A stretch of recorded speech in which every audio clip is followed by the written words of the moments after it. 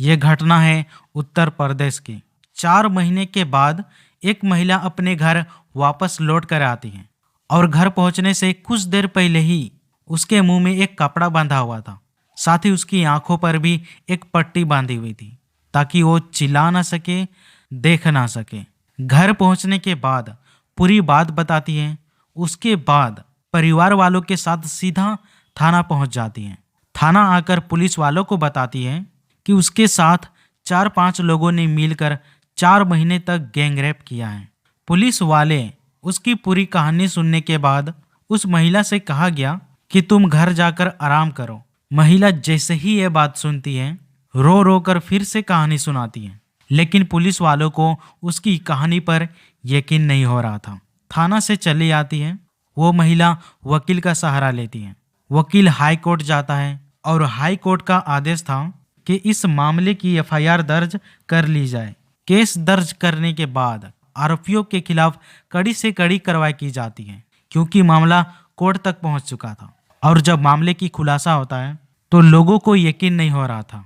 तो नमस्ते दोस्तों, 20 फरवरी 2025 को इस घटना की सुनवाई होने वाली थी, फैसला होने वाला था। लेकिन जो गवाही था उसे 4 दिन पहले ही मार दिया जाता है। 16 फरवरी 2025 को उस गवाह को, यानी कि उस महिला का पति होता है, जिसे बहुत बुरी तरह से हत्या कर दी जाती है। और जब उसकी हत्या की जाती है तो फिर उसके शरीर को जलाया जाता है। शरीर का सिर्फ एक पैर ही बचती है, बाकी पूरा का पूरा हिस्सा जलकर खाक हो चुका था। और जब ये बात लोगों को पता चली तो मीडिया वाले घर पहुंच जाते हैं और उस महिला से एक पत्रकार ने पूछा कि अब क्या कहना चाहती है।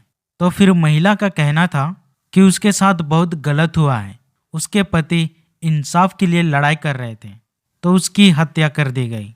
पत्नी बस यही चाहती थी कि आरोपियों को फांसी की सजा मिलनी चाहिए, इससे कम से बात नहीं बनेगी। मीडिया वालों ने खबर सुनी, फिर अखबारों में खबर छप जाती है और लोगों को महिला के प्रति दया आ जाती है।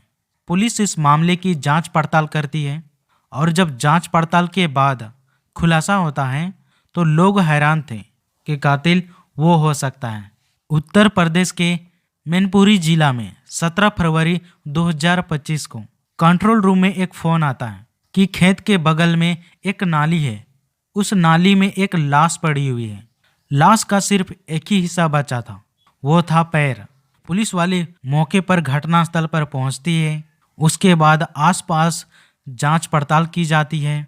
वहां जो भी हड्डी बची हुई थी उसे कब्जे में लिया, फिर उसे पोस्टमार्टम के लिए भेज दिया। परिवार वालों को जब पता चलता है तो परिवार वालों का रो रो कर बुरा हाल हो चुका था। मरने वाला का नाम साजी होता है। उम्र लगभग 40 साल होता है। दिल्ली में रहकर नौकरी कर रहा था और लगभग 1 महीने पहले ही वो अपने घर वापस आया हुआ था। 1 महीने से घर पर ही रह रहा था और जब उसकी हत्या की बात सामने आई तो पुलिस भी हैरान रह जाते हैं। जहां जहां तक ये घटना की जानकारी पहुंचती है वहां वहां के लोग भी सोचने पर मजबूर हो जाते हैं कि आखिरकार कोई इतना बेरहम कैसे हो सकता है। इस मामले की जब परिवार वालों से बातचीत की जाती है तो एक कहानी निकलकर सामने आती है जो 2022 की बात है। 19 मार्च को होली का पर्व चल रहा था। पारतापुर गांव का एक प्रधान होता है, भोला यादव। और भोला यादव के बच्चों ने जिद किया कि होली का पर्व है तो बिरयानी खाने का मन बना लेते हैं। और इस घर में एक महिला जो खाना बनाने के लिए आया करती थी। तो भोला के माँ ने कहा कि खाना बनाने वाली को बुला कर ले आओ, वो खाना बनाकर चली जाएगी। जैसे ही वो खाना बनाने के लिए उस महिला को बुलाने के लिए जाते हैं तो उस महिला की थोड़ी तबीयत खराब थी, तो उसकी बेटी घर पर होती है। तो उसने कहा कि माँ घर पर नहीं है और उसे जाने के लिए कह देती है। लेकिन भोला जिद करने लगा कि अगर माँ नहीं है तो उसे चलने के लिए रिक्वेस्ट करता है। बार बार एक ही बात कहने लगा तो लड़की आखिरकार में मान जाती है और जाने के लिए तैयार हो जाती है। उसके बाद वो जाती है और घर पर जाकर बिरयानी बनाने लगती है। बिरयानी बनाकर उन लोगों को खिला भी देती है। और इसी बीच में किसी ने उससे कहा कि आप भी कोल्ड ड्रिंक पी सकती हो और जब घर के लोग कोल्ड ड्रिंक पी रहे थे तो उस लड़की को भी कोल्ड ड्रिंक दे दी जाती है। लेकिन कोल्ड ड्रिंक में नशीली दवाएं मिलाई जाती हैं, जिसे पीने के बाद लड़की होश में नहीं होती है, बेकाबू हो जाती है और उसके साथ यहाँ पर बदतमीज होती है, अश्लीलता होती है, छेड़छाड़ होती है। इस बीच वो विरोध कर रही थी, लेकिन विरोध करने की हालत में नहीं थी, इसलिए वो कुछ कर नहीं पाती है। और जब शाम होती है तो उसको उसके घर पहुंचा दिया जाता है। जब घर पर आती है तो उसका भाई उसकी हालत देखकर थोड़ा परेशान हो जाता है, क्योंकि कभी भी इससे पहले उसकी हालत ऐसी नहीं थी। उसके भाई ने पूछा कि बात क्या है, तो लड़की ने बताया कि कोल्ड ड्रिंक पी थी, कोल्ड ड्रिंक में कुछ ऐसी चीज मिली हुई थी जिसकी वजह से मुझे नशा हो गया था और मुझसे बदतमीजी किया गया। ऐसी बातें सुनकर उसके भाई को रहा नहीं गया और सीधा भोला प्रधान के घर जाकर इस बात का विरोध किया। उस वक्त प्रधान के घर में जो भी मौजूद थे उन सभी के साथ बहुत मारपीट किया। लड़का पीट पाट कर घर वापस चला जाता है।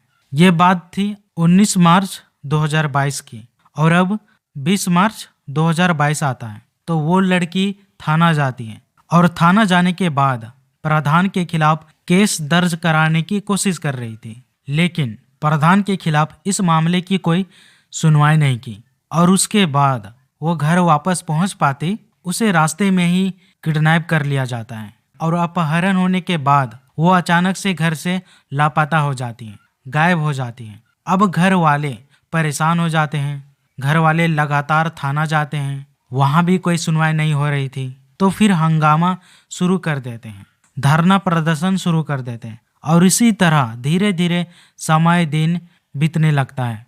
और आखिरकार जब पुलिस पर लगातार दबाव पड़ रहा था तब जाकर 4 महीने बीत जाता है तो उस लड़की की आंखों पर पट्टी बंधी हुई थी और उसके मुंह पर भी, ताकि वो बोल ना सके ना देख सके। और गांव के ही सीमा पर उस लड़की को फेंक दिया जाता है, उसे छोड़ दिया जाता है। उसके बाद जब लड़की की आंखें खुलती है, मुंह खुलता है, तब जाकर घर वालों को बताती है कि उसके साथ क्या हुआ है।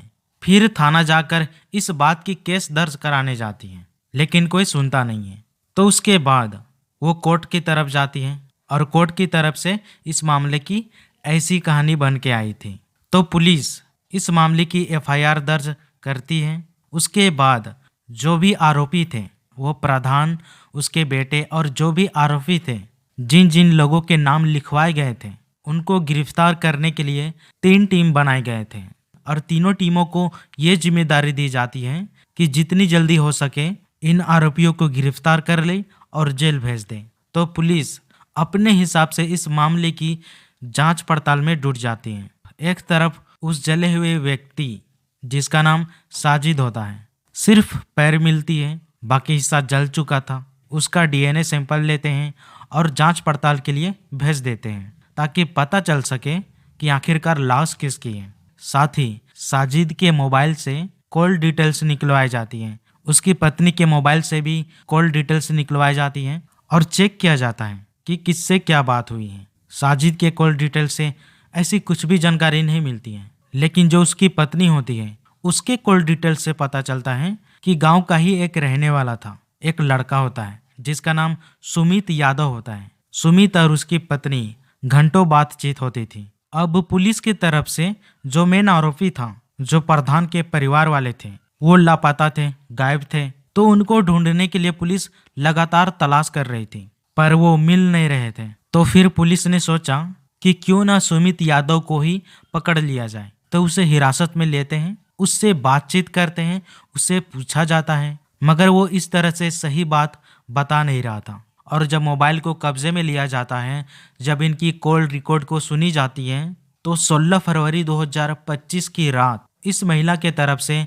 कॉल किया गया था, यानी कि सुमित यादव को कॉल करके बताया जाता है कि उसने खाने में और चाय में नशीली दवाएं दे दी है। उसके बाद फिर वो अपने काम में लग जाता है और वो महिला कह देती है कि उसका पति खेत की तरफ गया हुआ है।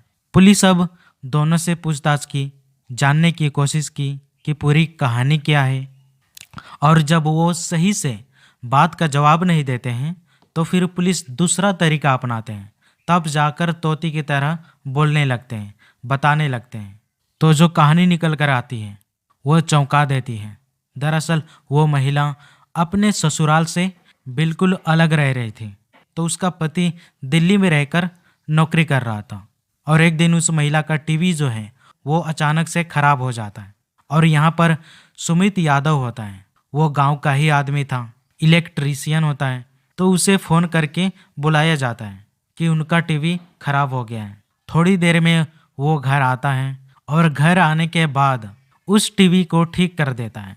और यहीं से सुमित और महिला में आंखें चार हो जाती हैं, दोस्ती प्यार में बदल जाता है और इतना नज़दीकी आ जाती है कि दोनों मिलने लगते हैं, साथ में घूमने लगते हैं। कोई रोक टोक करने वाला नहीं था क्योंकि वो अपने ससुराल वालों से अलग रह रही थी और उसका पति दिल्ली में था। अब ये दोनों का सब ठीक ठाक चल रहा था, ना किसी को इस प्रेम कहानी के बारे में पता था। जब मन करता था सुमित उसके घर आता था, उसके साथ रिश्ते बना लेता था। इसी तरह चलता रहा और जब दिल्ली से महिला का पति घर आता है तो सुमित और महिला आपस में मिल नहीं पा रहे थे। और इसी बात को देखते हुए दोनों बहुत परेशान हो जाते हैं और तभी दोनों ने प्लान बनाया कि इसको रास्ते से हटा दिया जाए। और जब रास्ते से हट जाएगा तो दोनों शादी करके एक बेहतरीन जिंदगी जी सके जिस तरह पहले जी रहे थे। ठीक वैसे ही प्लानिंग करते हैं और 16 फरवरी 2025 की रात को जब खाना दिया जाता है तो उसमें नशीली दवाएं मिलाई जाती हैं। जब चाय दी जाती है तो उसमें भी नशीली गोली दी जाती है। तब उसे अच्छे से नशा नहीं हुआ था और घर के कुछ ही दूरी पर खेत सब होते हैं। तो वो अपनी पत्नी से कहकर खेत की तरफ टहलने के लिए निकल जाते हैं। तो वहाँ जाते हैं और उसे उस वक्त नशा हो जाता है। इतना ज़्यादा नशा हो जाता है कि वो उठने की हालत में नहीं होते हैं। फिर वो वहाँ खेत पर ही आराम से सो जाता है और दूसरी तरफ महिला की वजह से सुमित को जानकारी देती है। अब सुमित मौके पर पहुंच जाता है, एक लोहे की भारी सामान लेकर, जैसे कि एक रॉड होता है, उसके पास जाता है और उसके सिर में वो पूरी ताकत से मार देता है। और ऐसा अंदाज लगाया जाता है कि पहले ही वार में उसकी मौत हो जाती है क्योंकि वो सामना करने की हालत में था ही नहीं, उसे नशे का असर हो रहा था। तो फिर पास में एक नाली होती है, उस नाली में लाश को डाल दिया जाता है, फिर लाश को जला दिया जाता है। और सबको यही लग रहा था कि प्रधान ने ही अपने रास्ते के कांटे को मरवा दिया। पुलिस ये भी खुलासा किया कि पहले जो 4 महीने वाली कहानी गैंगरेप वाली, उसमें भी कई तरह के झोल निकलकर सामने आ रहे थे। पुलिस वालों का, लोगों का, सबका कहना था कि रेप वाली बात सब झूठ है, इसमें कोई सच्चाई नहीं थी। इसके बाद पुलिस इन दोनों आरोपियों को गिरफ्तार किया और दोनों को जेल भेज दिया, सलाखों के पीछे भेज दिया जाता है।